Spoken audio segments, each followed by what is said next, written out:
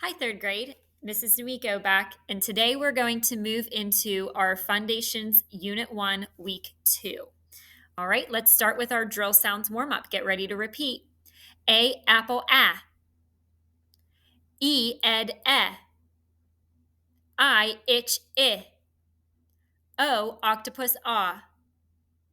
U, up, ah. All right, now let's go into some consonants, digraphs, and maybe that new trigraph. D, dog, d.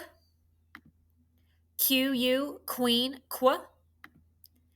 X, fox, x. Y, yellow, y. TCH, catch, ch. CK, sock, k. CH, chin, ch. WH, whistle, w. And W, wind, w. Very good. Nice job. Okay, next we're going to spend a little bit of time reviewing this sound card right here. Repeat after me. All, ball, all.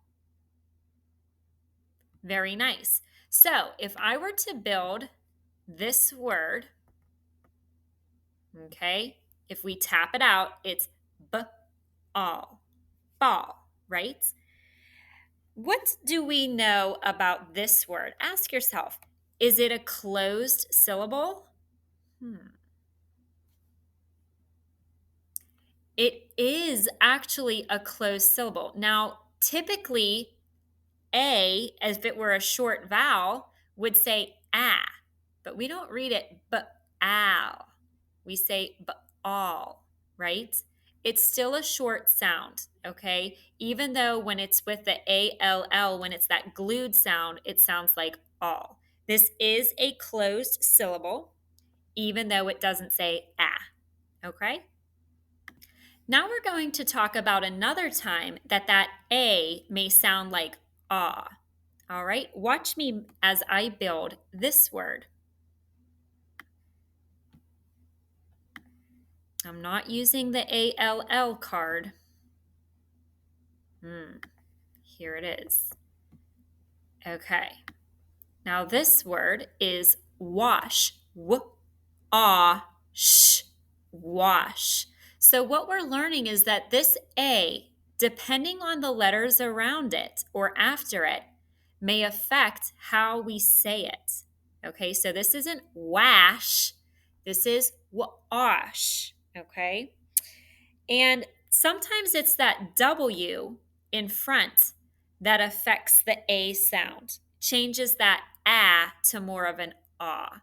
Think of the word water. Same thing. W-A-T-E-R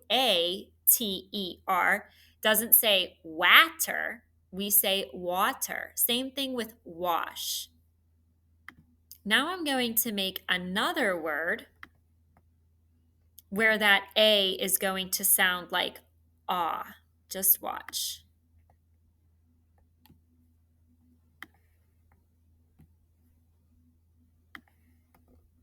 Okay. Squash. Squash, right? A squash. Now, look here. Before we said it was the W that affected that sound and made the ah sound for the A. But think of QU. When you say qua, doesn't it sound like there's a W sound there? Qua, squa, ah, sh, squash. That W sound, again, even though it's QU, it has that W sound when you say it. So it's changing that ah into an ah, squash. Okay, here on the screen is our new large sound card to help us remember that sometimes the A sounds like ah. So repeat after me, please. A, wash, ah. A, squash, ah. Very good. Now, to represent that we've gone over this brand new sound, A, wash, ah, A, squash, ah, We are going to go into our student notebooks with a castle on the cover. And actually, we're going to open up to page 6 and color in that sometimes A says ah, like apple, but other times A says ah, like wash and squash. So if you want to take a second and color in the wash and the squash to say that we've gone over this new sound, please do that. Again, it's on page 6 in your student notebook. Okay, now we're going to review our sound-alike flashcards or our homophones. Okay, look up here. Let's read them together. Right, right, no, and no. Now, before we get to the new ones, the new pair of homophones today, let's review some of our old ones. Think of a sentence in your head that uses this right. Hopefully you're thinking, I write my name at the top of the paper. Anytime you're creating letters or numbers on a piece of paper, you're doing this right. Let's spell it together and say it. Right. W-R-I-T-E, right. Nice. Now this right. Can you think of a sentence using this? Your answer is right. If something means correct or the opposite of left, you could make a right turn, or you might write with your right hand. Oh boy, I used both rights there. Okay, so if you're talking about a direction, the opposite of left, or correct, that would be this right. Let's say it, spell it, and say it. Go. Right. R-I-G-H-T, right. Okay, what about this one? No. Think of a sentence. I know you want to go for ice cream later. No, if you know something to be true, you understand it completely, right? Let's say it, spell it, say it. Go. No. K-N-O-W. No. And then the last review one is this no. That's an easy one to think of a sentence for. No, I cannot come over later. I have to do my work, right? The opposite of yes would be no. N-O, no. Okay, great job. Okay, now that we've reviewed our old sound-alike flashcards, I want to present to you our new sound-alike flashcards for this week. Here we have which and which. That's a homophone pair. They sound exactly the same, but they mean different things. Now, which means which? That's what we have to decide now. So this which, W-H-I-C-H. Can you think of how you would use this witch? Is this the Halloween witch? No. This is when you have lots of options and you're using this word to ask, which flavor of ice cream would you like? Okay. Whereas this witch is the Halloween witch. It's a female who is thought to have magical or evil powers. Okay, so now that we have learned those two new homophones or sound-alike words, we are going to write on page 110 in your student notebook the definitions. Okay, so let's actually go ahead and turn to page 110 now. So this witch, W-H-I-C-H, and you may need to pause. Okay, I'll read it one time and then you can pause it and write it in your books at home. Used to ask a question when there are several possible answers. So again, pause the video, get this written down for W-H-I-C-H. We're on page 110 in your student notebook. Okay? Press play when you're ready to do the one right below it. Okay, hopefully you have this written down by now and you hit play. So we're ready to write this definition for our other witch. Witch is a female who is thought to have magical or evil powers. So I want you to do the same thing you did before. Pause the video, write down the definitions. They're both actually visible now. Make sure you have both of them for witch and witch. And then hit play when you are ready to move on. Okay, now we're going to play a quick game of guess which one. So hopefully you have a slate and marker, or if you're at home, a piece of paper and a pencil will work just fine. Okay, my first sentence, you're going to listen for the sound-alike word that I used in the sentence. Okay, my friend should dress up as a witch. I'll say it one more time. My friend should dress up as a witch. You're not writing the whole sentence, you're writing the word. So you heard witch.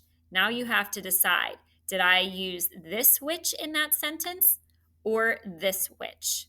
Again, my friend should dress up as a witch. Hopefully you chose this witch that's currently on my screen. If you should dress up as a witch, remember that's a female that is said to have magical or evil powers. Okay, let's spell it. Go.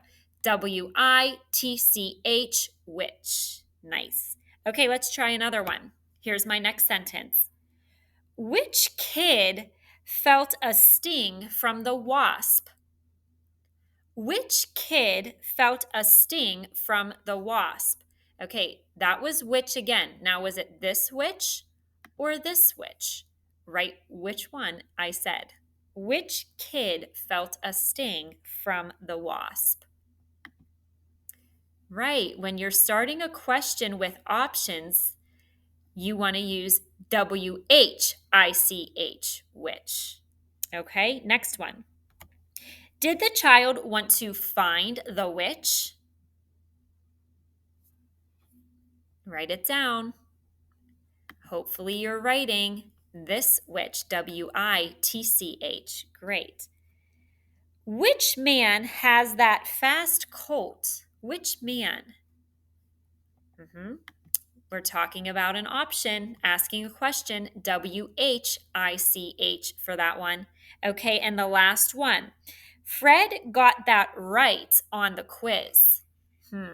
Now we have to decide. I heard right. Is it this right or this right? Again, I'll say it. Fred got that right on the quiz. Hopefully you picked RIGHT, right. Correct means right. Very good. Okay, to end today's Fundations lesson, we are going to look at 3 new loop letters in our cursive writing.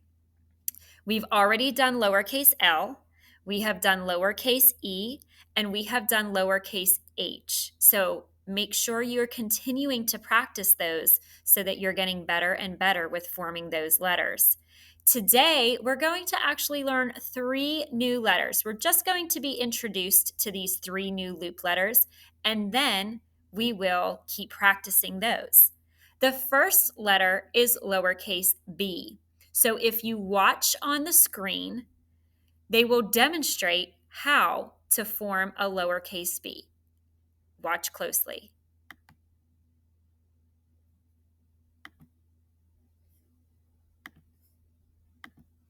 B is a loop letter. It starts on the grass line. Point to the grass line. Glide up to the skyline. Loop back down to the grass line. Make a big belly. And make a swinging bridge. Okay, so there were 5 steps for lowercase b, and it was point to the grass line. You could do this in the air for now.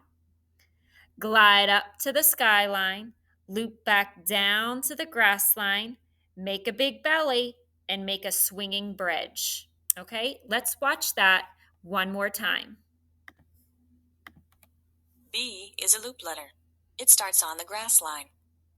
Point to the grass line. Glide up to the skyline. Loop back down to the grass line. make a big belly, and make a swinging bridge. Very good. Now I would take some time to maybe go back and pause the video where you could see the lowercase cursive b and practice it at home with pencil and paper. The next letter we are going to add to our lowercase cursive repertoire is the letter F. So watch the screen again to see how to make the letter F. F is a loop letter. It starts on the grass line. Point to the grass line. Glide up to the sky line. Loop back all the way down to the worm line. Loop back up to the grass line and make a tail. Okay, so that also has 5 steps. I'm going to repeat it while you draw it in the air. Ready? Point to the grass line. Glide up to the sky line. Loop back all the way down to the worm line. Loop back up to the grass line and make a tail. All right, now that you've heard me say those steps, let's watch it one more time. F is a loop letter. It starts on the grass line. Point to the grass line. Glide up to the sky line. Loop back all the way down to the worm line. Loop back up to the grass line and make a tail. Okay, and again, after you've seen it a couple times, try it. You can always go on a YouTube video and slide back to where you can see it and repeat it multiple times. So if you need that extra help, do it, and then practice with pencil and paper. And the very last letter that we are going to learn today, which is a loop letter, is the letter K. All right, so watch on your screen to see how the lowercase cursive k is made. K is a loop letter. It starts on the grass line. Point to the grass line. Glide up to the sky line. Loop back down to the grass line. Trace up to the plain line and make a little belly. Go back to the grass line and make a tail. Okay, another 5-stepper. I will show you with my finger and say the directions as you do it at home. Point to the grass line, glide up to the sky line, loop back down to the grass line, trace back up to the plain line and make a little belly, and then go back to the grass line and make a tail. Let's watch that one more time as well. K is a loop letter. It starts on the grass line. Point to the grass line. Glide up to the sky line. Loop back down to the grass line. Trace up to the plain line and make a little belly. Go back to the grass line and make a tail. Okay, excellent work. Well, third grade, we have now done all of the loop letters in Fundations cursive. L, E, H, B, F, and K. There are 6 loop letters, and we've been introduced to all of them. So now we'll just continue to practice those 6. Thank you for joining me today.